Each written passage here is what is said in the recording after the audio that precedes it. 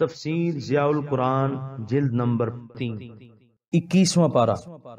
بسم اللہ الرحمن الرحیم۔ سورہ روم آیت نمبر 28۔ ضرب لکم مثلا من انفسکم هل لکم مما ملکت ایمانکم من شرکاء فیما رزقناکم فأنتم فیہ سواء تخافونہم کخیفتکم انفسکم کذالک نفصل الآیات لقوم یعقلون۔ ترجمہ: اللہ تعالیٰ بیان کرتا ہے تمہارے لیے ایک مثال تمہارے ہی حالات میں سے۔ یہ بتاؤ، کیا تمہارے غلام تمہارے حصہ دار ہوتے ہیں اس مال میں جو ہم نے تم کو عطا فرمایا ہے، یوں کہ تم اور وہ اس میں برابر کے حصے دار بن جاؤ، حتیٰ کہ تم ڈرنے لگو ان سے جیسے تم ڈرتے ہو آپس میں ایک دوسرے سے۔ یوں ہم کھول کر بیان کرتے ہیں اپنی نشانیاں اس قوم کے لیے جو عقل مند ہے۔ سورہ روم آیت نمبر 28 کی تفسیر۔ اس سے پہلے اللہ تعالیٰ کی قدرت کاملہ اور وقوع قیامت پر گوناگون دلائل پیش کیے گئے۔ اب شرک کا بطلان کر کے توحید کے عقیدے کی صداقت اور حقانیت کو ثابت کیا جا رہا ہے۔ اس کے لیے ایک ایسی مثال پیش کی جا رہی ہے جو عام فہم بھی ہے اور دل نشین بھی۔ پوچھا جا رہا ہے کہ اے خداوند عالم کے ساتھ مختلف قسم کے شریک ٹھہرانے والوں، تم ہی یہ بتاؤ جو رزق ہم نے تم کو عطا کیا ہے، کیا تمہارے زر خرید غلام اس میں اس طرح کے حصے دار ہوتے ہیں کہ ملکیت کے جملہ حقوق، ان میں تصرف کے جملہ اختیارات، انہیں حسب منشا استعمال کرنے کی مکمل آزادی میں تم اور وہ یکساں ہو، اور اگر تم اپنی مرضی سے ان کی اجازت کے بغیر خرچ کرنے لگو تو تمہیں ان کی طرف سے مزاحمت کرنے، اعتراض کرنے، بلکہ دنگا فساد کرنے کا اندیشہ ہو۔ اگر ایسا نہیں، اور یقیناً ایسا نہیں، تو تم خود ہی انصاف کرو کہ اگر تم اپنے غلاموں کی اس قسم کی شراکت گوارا نہیں کرتے تو تمہیں شرم نہیں آتی کہ اللہ تعالیٰ جو کائنات کی ہر چیز کا خالق بھی ہے اور مالک بھی، تم اس کے ساتھ بے جان مورتیوں یا فنا ہو جانے والے انسانوں کو شریک بناتے ہو؟ تم خود ہی سوچو، یہ کتنی بے انصافی ہے، بلکہ یہ ایسی حماقت ہے کہ اس سے بڑھ کر کوئی دوسری حماقت اور ابلہی نہیں، اور تم تو بڑے عقلمند اور زیرک ہو۔ تمہارا ذہن رسا ہر بات کی تہ کو پہنچ جاتا ہے، تمہاری ذہانت اور معاملہ فہمی کا غلغلہ تو دور و نزدیک تک ہے، تمہیں ایسی بے انصافی، حماقت اور ابلہی قطعاً زیب نہیں دیتی۔ اب ذرا آیت کے الفاظ میں غور فرمائیے۔ من انفسکم اے من احوال انفسکم، یعنی یہ مثال تمہارے حالات سے ماخوذ ہے، شب و روز تم اس کا تجربہ کرتے رہتے ہو۔ حل لکم، یہ استفہام انکاری ہے، یعنی ایسا نہیں ہوتا۔ لکم خبر مقدم ہے اور من شرکاء مبتدائے مؤخر ہے، یہاں من زائدہ ہے، اور استفہام انکاری سے نفی کا جو مفہوم سمجھا جاتا ہے اس میں مزید تاکید پیدا کرنے کے لیے مستعمل ہوا ہے، اور مما ملکت ایمانکم حال ہے، اور من شرکاء ذوالحال، کیونکہ ذوالحال نکرہ ہے اس لیے اس کا حال پہلے ذکر کیا جا سکتا ہے۔ فانتم میں یا تو وہم کا لفظ مقدر ہے، یعنی تم اور وہ، یا انتم ہی بطور تغلیب مخاطبین اور ان کے غلاموں کو شامل ہے۔ سواء، یعنی تم اور تمہارے غلام اس مال کی ملکیت میں برابر کے شریک ہیں اور یکساں قسم کے تصرفات کا اختیار رکھتے ہیں۔ علامہ قرطبی نے اس آیت کی شان نزول بیان کرتے ہوئے لکھا ہے کہ کفار عرب جب حج کرنے کے لیے احرام باندھتے تھے تو ان الفاظ سے تلبیہ کرتے: لبیک لا شریک لک لبیک الا شریکا هو لک تملکہ وما ملک، یعنی اے اللہ تعالیٰ ہم حاضر ہیں، تیرا کوئی شریک نہیں سوائے اس کے جس کو تو نے خود اپنا شریک بنایا ہے، تو اس کا بھی مالک ہے، اور اس چیز کا بھی تو مالک ہے جس کا وہ مالک ہے۔ غور فرمائیے، کفار اسی حماقت کا ارتکاب کر رہے ہیں جس کا ذکر اس آیت میں کیا گیا ہے کہ کفار ایک طرف تو اپنے معبودوں کو خدا کا مملوک قرار دے رہے ہیں، اور پھر انہیں اللہ تعالیٰ کی خدائی میں اور تصرف میں اس کا شریک بنا رہے ہیں جو اس کا ہم پایا ہو۔ فَأَنْتُمْ فِيهِ سَوَاءٌ، اور مزید برآں یہ سفید جھوٹ اور شریک کس بیانی کر رہے ہیں کہ خود اللہ تعالیٰ نے انہیں اپنا شریک بنایا ہے اور انہیں مساوی حقوق ملکیت بخش دیے ہیں۔ العیاذ باللہ، لا حول ولا قوة الا باللہ العلی العظیم الذی لا الہ الا ہو۔ بعض حضرات کفار کی اس لبیک کو اور اس آیت کو پڑھ کر ہم اہل سنت پر یہ الزام لگاتے ہیں کہ تمہارا بھی یہی عقیدہ ہے جو کفار کا اپنے بتوں کے بارے میں تھا۔ آیت کی سادہ توضیح کے بعد آپ خود فیصلہ فرما لیں کہ یہ لوگ یہ الزام لگانے میں کتنی زیادتی کرتے ہیں۔ کیا کوئی کلمہ گو کسی کو خواہ اس کا مرتبہ کتنا بلند اور اس کی شان کتنی عرفہ ہو، کیا کسی چیز میں کسی پہلو سے کسی حیثیت سے اللہ تعالیٰ کا ہم پلہ خیال کرتا ہے؟ اور تو اور ہم تو اپنے آقا و مولا صلی اللہ علیہ وآلہ وسلم کے متعلق بھی یہ عقیدہ رکھتے ہیں کہ حضور محبوب رب العالمین، رحمت للعالمین، شفیع المذنبین، سید الاولین والآخرین، صاحب مقام محمود، حامل لواء الحمد ہونے کے باوجود اللہ تعالیٰ کے بندے اور اس کے رسول ہیں۔ اشہد ان محمدً عبدہ ورسولہ۔ سورہ روم آیت نمبر 29۔ بل اتبع الذین ظلموا اہواءہم بغیر علم فمن یہدی من اضل اللہ وما لہم من ناصرین۔ ترجمہ: بلکہ پیروی کرتے رہے ظالم اپنی نفسانی خواہشات کی بغیر کسی دلیل کے، پس کون ہدایت دے سکتا ہے جسے پیہم نافرمانی کے باعث اللہ تعالیٰ گمراہ کر دے، اور ان لوگوں کا کوئی مددگار نہیں۔ سورہ روم آیت نمبر 29 کی تفسیر۔ یہ لوگ نہ خود عقل سے کام لیتے ہیں، نہ کسی خیر خواہ کی نصیحت کو قبول کرتے ہیں، جہالت و بے خبری کے گھپ اندھیروں میں اپنی نفسانی خواہشات کے پیچھے سرپٹ دوڑے چلے جا رہے ہیں۔ ایسے ہٹ دھرم اور کودن لوگ قطعاً اس کے مستحق نہیں کہ ہدایت کے دروازے ان کے لیے کھول دیے جائیں۔ پہم نافرمانی اور مسلسل سرکشی کے باعث انہوں نے ہدایت پذیری کی صلاحیت کو ختم کر دیا ہے اور توفیق الہی سے وہ محروم کر دیے گئے ہیں۔ اب انہیں راہ راست پر نہیں لایا جا سکتا۔ سورہ روم آیت نمبر 30۔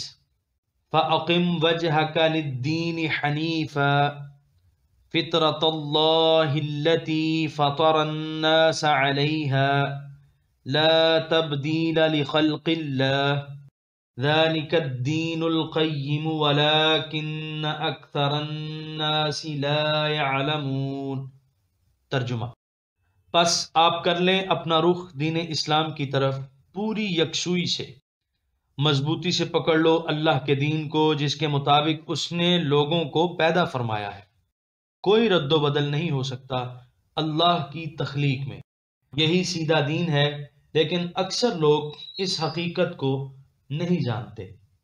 سورہ روم آیت نمبر 30 کے پہلے حصے کی تفسیر۔ یہاں فا تاکید کے لیے ہے، یعنی اللہ تعالیٰ کی وحدانیت اور اس کی قدرت کاملہ دلائل و شواہد سے ثابت ہو گئی ہے۔ قیامت کے بارے میں جو شکوک و شبہات تھے ان کا ازالہ ہو چکا، اب ہر طرف سے رخ پھیر کر اور توجہ ہٹا کر اس دین حق پر مرکوز کر دو۔ اقیم اقام العود سے ماخوذ ہے، یعنی لکڑی کو ایسا درست اور سیدھا کرنا کہ اس میں کجی کا نام و نشان تک نہ رہے۔ مراد یہ ہے کہ دین اسلام پر پوری طرح کاربند ہو جاؤ اور ارشاد ربانی کی تعمیل میں استقامت اور ثابت قدمی کا مظاہرہ کرو۔ بعض فضلاء نے کہا ہے یعنی کسی چیز کی طرف ہمتاً توجہ کو اس عبارت سے تعبیر کیا جاتا ہے۔ حنیفاً حال ہے اور اقیم میں ضمیر فاعل انت ذوالحال ہے۔ اصل الحنف المیل، گمراہی سے رخ پھیر کر ہدایت اور راستی کی طرف متوجہ ہونے کو عربی میں حنف کہتے ہیں، جس طرح ہدایت سے روح گردانی کر کے کجی اور گمراہی کی طرف مائل ہونے کو جنف کہتے ہیں۔ سورہ روم آیت نمبر 30 کے دوسرے حصے کی تفسیر۔ مضبوطی سے پکڑ لو اللہ کے دین کو جس کے مطابق اس نے لوگوں کو پیدا فرمایا ہے۔ عرب جب کسی کام پر کسی کو برانگیختہ کرتے ہیں تو فعل کو حذف کر دیتے ہیں اور اس کے مفعول کے ذکر پر اکتفا کرتے ہیں۔ کلام میں اس طرح جو زور پیدا ہوتا ہے وہ اظہار فعل سے کہیں زیادہ ہوتا ہے۔ یہاں بھی فطرت اللہ منصوب ہے۔ تقدیر کلام یوں ہے، یعنی اللہ تعالیٰ کی فطرت کو مضبوطی سے پکڑ لو اور اس پر کاربند ہو جاؤ۔ فطرت ان کا وزن اور معنی خلقت ان ہے، یعنی آفرینش، اختراع۔ حضرت انس رضی اللہ عنہ سے مروی ہے کہ حضور سرور عالم و عالمیان علیہ الصلاۃ والسلام نے فطرت اللہ کا معنی دین اسلام بیان فرمایا، یعنی کیونکہ یہ دین عقل سلیم سے کلیتاً ہم آہنگ اور فہم صحیح کے عین مطابق ہے، اسی لیے فطری طور پر انسان نہ اس سے منہ موڑ سکتا ہے اور نہ اس کا انکار کر سکتا ہے۔ نیز انسانی فطرت کے جتنے تقاضے ہیں وہ جنسی ہوں معاشی ہوں، اخلاقی ہوں، عقلی ہوں یا روحانی۔ یہ دین ہر قسم کے تقاضوں کو صحت مند انداز میں پورا کرتا ہے، جس کے باعث زندگی کا دامن سچی مسرت کے پھولوں سے بھر جاتا ہے اور ابدی سعادت کا تاج اس کے سر پر رکھ دیا جاتا ہے۔ نیز اللہ تعالیٰ کی زمین پر اس کی خلافت کے منصب جلیلہ کی ذمہ داریوں سے عہدہ برآ ہونے کے لیے جو صلاحیتیں اور استعدادیں اس کو ودیت کی گئی ہیں، ان کی صحیح نشو و نما کا اہتمام صرف یہی دین کرتا ہے۔ امام بخاری اور امام مسلم نے ایک حدیث نقل کی ہے جس سے اس مفہوم کی مزید وضاحت ہو جاتی ہے، یعنی حضور علیہ الصلوۃ والسلام نے ارشاد فرمایا، ہر بچہ دین فطرت پر پیدا ہوتا ہے، بس اس کے والدین اسے یہودی بناتے ہیں یا عیسائی بناتے ہیں یا مجوسی بنا دیتے ہیں۔ جس طرح جانور کا بچہ صحیح و سلامت پیدا ہوتا ہے، بعد میں اس کے کان وغیرہ کاٹے جاتے ہیں۔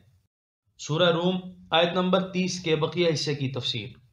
کوئی رد و بدل نہیں ہو سکتا اللہ کی تخلیق میں، یہی سیدھا دین ہے۔ تمہیں اس نے اپنا بندہ بنا کر پیدا فرمایا ہے، تم لاکھ چاہو کہ اس کی بندگی سے نکل جاؤ، ناممکن ہے۔ تم لاکھ چاہو کہ اس کے علاوہ کسی اور کو اپنا خدا بنا لو، قطعاً محال ہے۔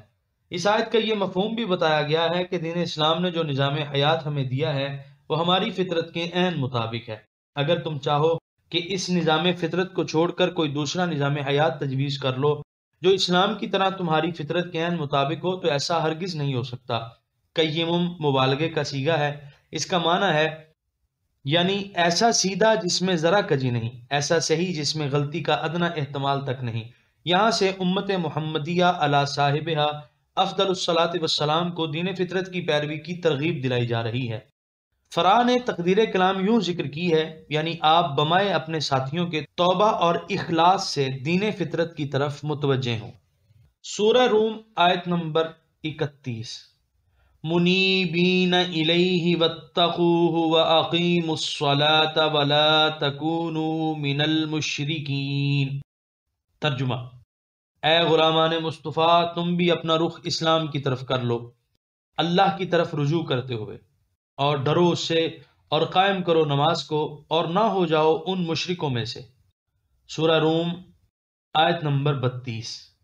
من الذین فرقوا دینہم وکانوا شیعا کل حزب بما لدیہم فرحون۔ ترجمہ: جنہوں نے پارا پارا کر دیا اپنے دین کو اور خود گروہ گروہ ہو گئے، ہر گروہ جو اس کے پاس ہے اسی پر خوش ہیں۔ سورہ روم آیت نمبر 32 کی تفسیر۔ امت میں اتحاد و اتفاق تب ہی برقرار رہ سکتا ہے جب سب صدق دل سے احکام اسلامیہ کی پیروی کر رہے ہوں اور اللہ تعالیٰ کے رسول کی اطاعت کا دامن مضبوطی سے پکڑے ہوئے ہوں۔ اگر ہر شخص اپنی خواہشات کا پیروکار بن جائے اور اپنی رائے کو ہی واجب الاتباع خیال کرے تو پھر وہ وحدت برقرار نہیں رہ سکتی، اور ایک امت مختلف فرقوں میں بڑھتی چلی جاتی ہے جس سے اس کی ہوا اکھڑ جاتی ہے۔ پہلی امتوں میں بھی اس قسم کی فرقہ بندیاں پیدا ہو گئی تھیں۔ ان کے علماء اور ان کے عمراء نے اپنے ذاتی وقار اور اپنے سیاسی اقتدار کو برقرار رکھنے کے لیے مذہب کو اپنی اغراض کے سانچے میں ڈھالنے کی کوشش کی، جس کا نتیجہ یہ نکلا کہ ایک امت 20 فرقوں میں بٹ کر رہ گئی اور ہر فرقے کے درمیان نفرت اور تعصب کی ایسی خلیج حائل ہو گئی کہ وہ آپس میں مل بیٹھنے کے قابل بھی نہ رہے۔ یہودی اور عیسائی ایسے گروہوں میں بٹ گئے تھے کہ ہر ایک گروہ اپنے سوا سب کو گمراہ کہتا اور اسے قابل گردن زنی خیال کرتا۔ اللہ تعالیٰ اپنے محبوب صلی اللہ علیہ وآلہ وسلم کی امت کو اس قسم کی تفرقہ اندازی سے منع فرما رہا ہے۔ سورہ روم آیت نمبر 33۔ وَإِذَا مَسَّ النَّاسَ ضُرٌّ دَعَوْا رَبَّهُم مُنِيبِينَ إِلَيْهِ ثُمَّ إِذَا أَذَاقَهُم مِّنْهُ رَحْمَةً إِذَا فَرِيقٌ مِّنْهُم بِرَبِّهِمْ يُشْرِكُونَ۔ ترجمہ: اور جب پہنچتی ہے لوگوں کو کوئی تکلیف تو پکارنے لگتے ہیں اپنے رب کو رجوع کرتے ہوئے اس کی طرف، پھر جب ان کی فریاد کو قبول فرما کر چکھاتا ہے انہیں رحمت اپنی جناب سے، تو یکا یک ایک گروہ ان میں سے اپنے رب کے ساتھ شرک کرنے لگتا ہے۔ سورہ روم آیت نمبر 33 کی تفسیر۔ یعنی ان کفار و مشرکین کا یہ حال ہے کہ جب رنج و غم کے بادل گھر کر آ جاتے ہیں، جب قحط سالی کا دورہ ہوتا ہے تو سارے معبودوں سے ان کی آس ٹوٹ جاتی ہے۔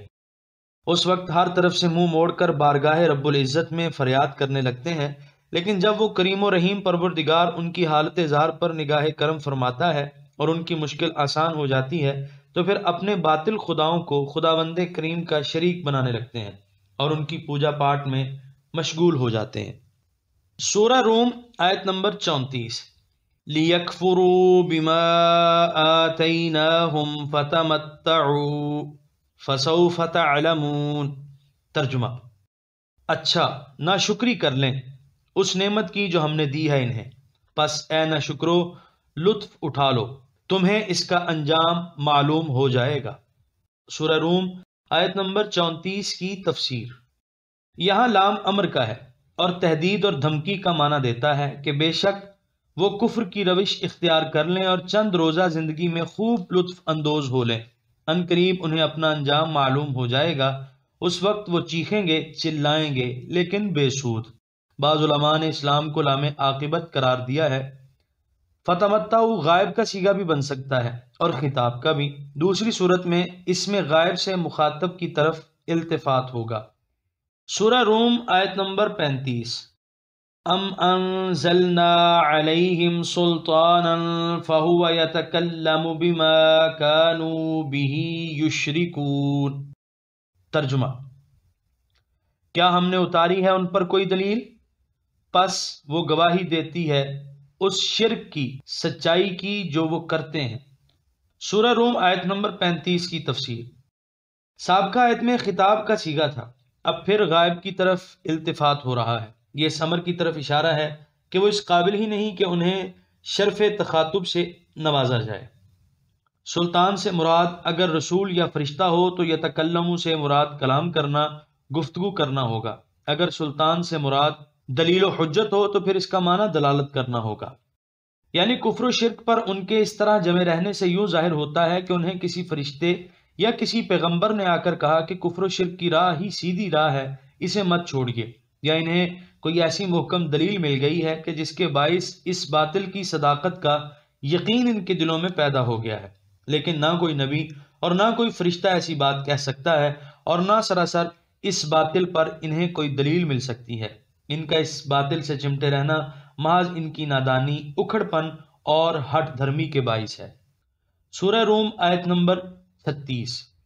وَإِذَا أَذَقْنَا النَّاسَ رَحْمَةً فَرِحُوا بِهَا وَإِن تُصِبْهُمْ سَيِّئَةٌ بِمَا قَدَّمَتْ أَيْدِيهِمْ إِذَا هُمْ يَقْنَطُونَ۔ ترجمہ: اور جب ہم چکھاتے ہیں لوگوں کو رحمت کا مزہ تو وہ اس پر پھولے نہیں سماتے، اور اگر پہنچتی ہے انہیں کوئی تکلیف بوجہ ان کرتوتوں کے جو آگے بھیجے ہیں ان کے ہاتھوں نے تو وہ مایوس ہو جاتے ہیں۔ سورہ روم آیت نمبر 36 کی تفسیر۔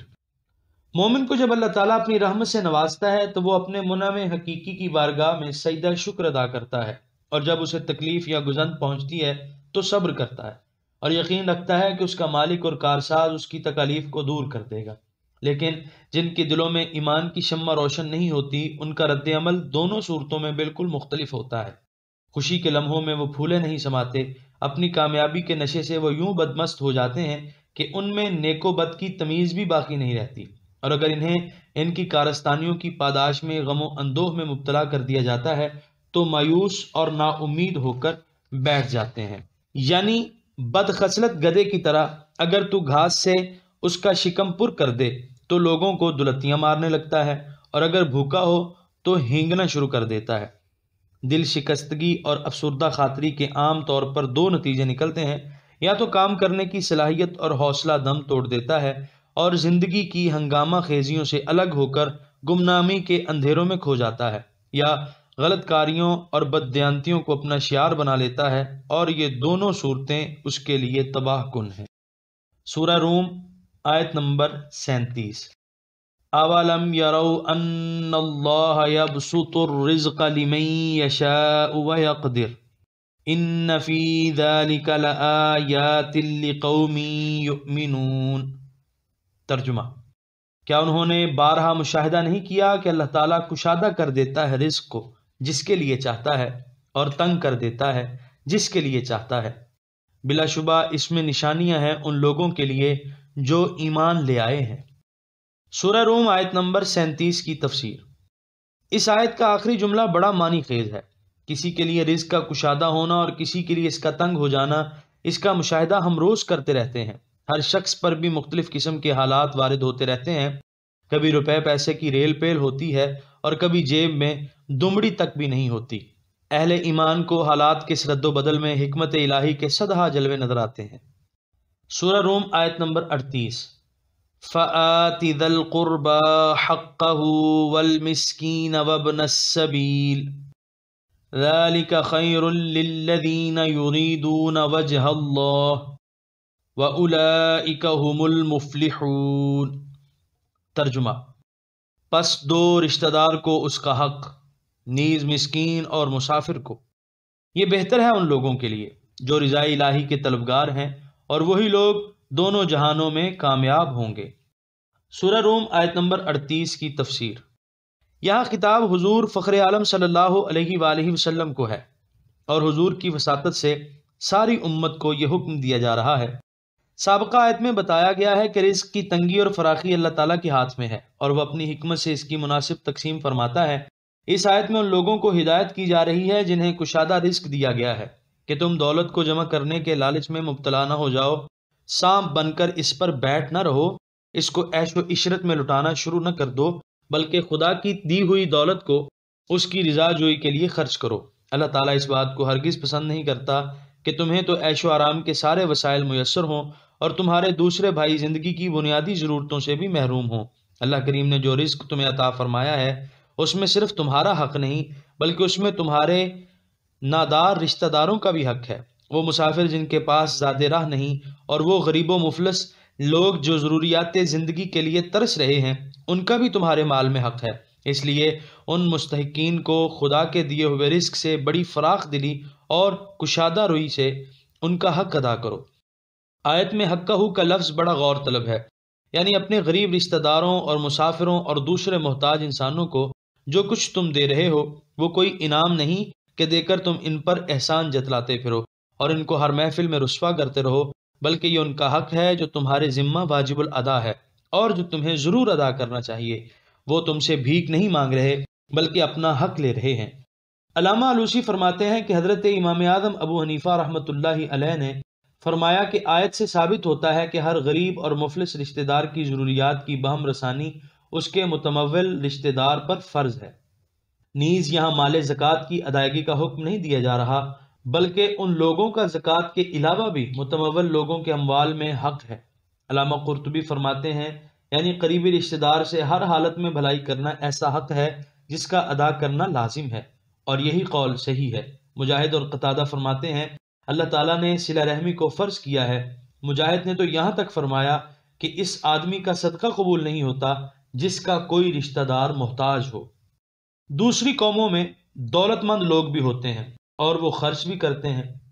مسلمان اغنیاء کو جو چیز ان لوگوں سے ممتاز کرتی ہے وہ اس آیت میں مذکور ہے کہ ان کا خرچ کرنا فقط اللہ تعالیٰ کی رضا طلب کرنے کے لیے ہوتا ہے۔ سورہ روم آیت نمبر 39۔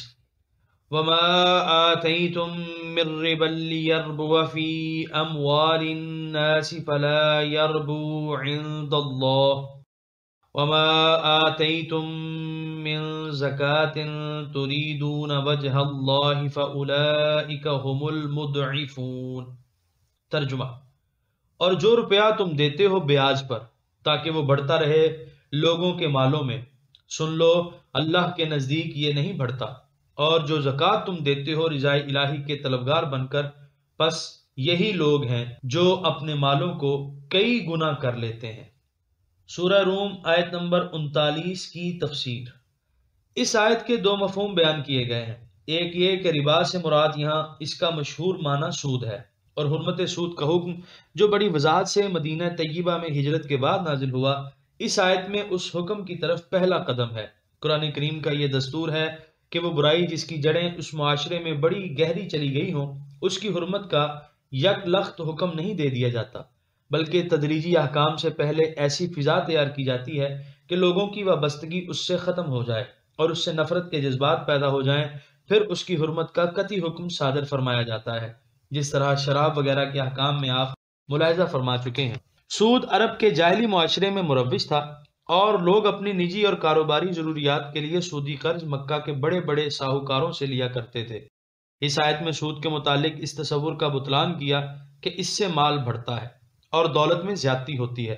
بتا دیا کہ سودی کاروبار سے مال و دولت میں اضافہ نہیں ہوتا اور نہ اللہ تعالیٰ اس میں برکت دیتا ہے، بلکہ جو لوگ محض رضائے الہی کے لیے صدقہ و خیرات کرتے ہیں، اللہ تعالیٰ انہیں ہی اپنی برکتوں سے مالا مال فرما دیتا ہے۔ اس آیت کا دوسرا مفہوم یہ بتایا گیا ہے کہ بعض لوگ تحفے اس لیے دیتے ہیں کہ تحفہ لینے والا اس سے کئی گنا زیادہ اس کے بدلے میں انہیں تحفہ دے، اگرچہ ایسا کرنا حرام نہیں لیکن معیوب ضرور ہے۔ فرما دیا کہ ایسے تحفے دینے سے مال میں برکت نہیں ہوتی۔ سورہ روم آیت نمبر 40۔